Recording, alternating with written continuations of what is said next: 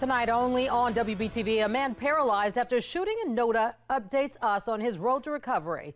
This as police work to identify the person who shot him and his friend. Last month we told you the shooting happened after a man tried to rob a group of friends. Thanks so much for joining us. I'm Kim Anderson. And I'm Jamie Bolt. It's a story you'll only see on WBTV. Our anchor Alex Giles tells us police still need the community's help identifying the shooter.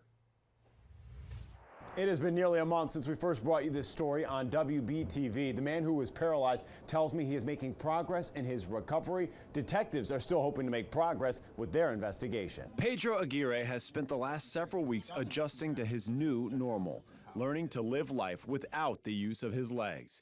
As you can see in the photos, he's in good spirits. He tells me he's just thankful to be alive. I still have functionality with my hands, and I can still talk. I can eat. I am so thankful I'm still alive. Still alive after this horrific shooting.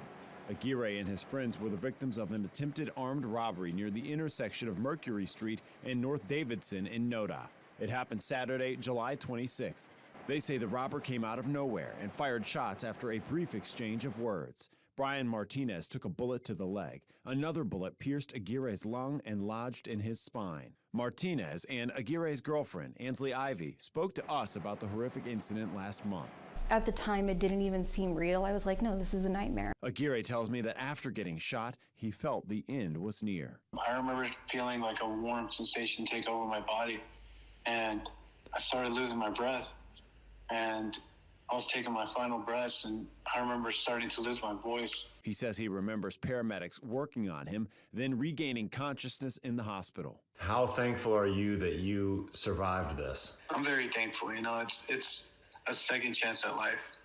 You know, there's got to be a purpose when I'm still alive. The shooting victim languished in the hospital for days, then moved to a rehab facility and is now heading home, hoping to adjust to his new lifestyle and still hoping for justice.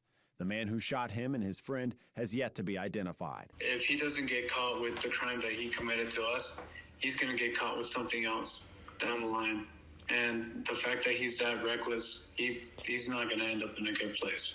Police believe the shooter was a young man. He was covered in dark clothing and took off into the night after the shooting.